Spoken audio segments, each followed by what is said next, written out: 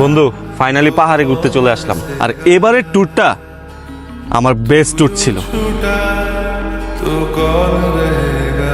একটু চাপ।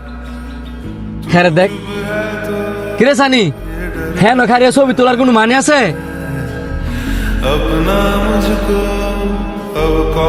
বেটা এদিকে আয়। আরে বেটা কত সুন্দর একটা জায়গার মধ্যে ছবি তুলতেছিলাম, ছবির ফ্রেম গুলো কত ভালো হইতেছিল, তুই টান্দা লইছিস করে? ছবি তুলি ভালো কথা, এমন সাইডে গিয়ে ছবি তুলতে গেলি গা, মাঝখানে খালি তোলা যায় না? এত সাইডে জায়গায় সস যদি ফিরে যাস গা, পরে তোর বাপ মারে তো আম করে জবাব দিতে হইব। এইভাবে ঝুঁকি নিয়ে সেলফি তোলার কি মানে আছে? তুই কি টিভি নিউজ দেখোস না? এই যে পাহাড়ে আইসা মানুষ সেলফি তুলতে গিয়া যে দুর্ঘটনার শিকার হয়, এই খবর কি তুই পাস নাই? তারপরে ট্রেনের সামনে মানুষ সেলফি তুলতে গিয়া ট্রেনের নিচে কাটা পড়া মানুষ নিহত হয়েছে, এই খবরও কি তুই পাস নাই? 300 ফিট থেকে যে সেলফি তুলতে গিয়ে একজন রাস্তার মধ্যে পড়ে মারা গেছে, তুই কি সেই খবর পাস নাই? এছাড়াও নৌকার উপর দাঁড়ায় সেলফি তুলতে গিয়েও কিন্তু পানির মধ্যে ডুইবা মানুষ মারা গেছে, তুই কি জানোস না? খুব দরকার ছিল এরকম জায়গায় গিয়ে সেলফি তোলার।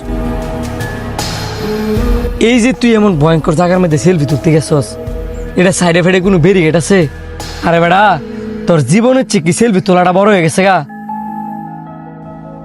বন্ধু তোরা ঠিকই কইছস, এই জায়গা থেকে যদি আমি পড়তাম তাহলে কি আমার রক্ষা ছিল?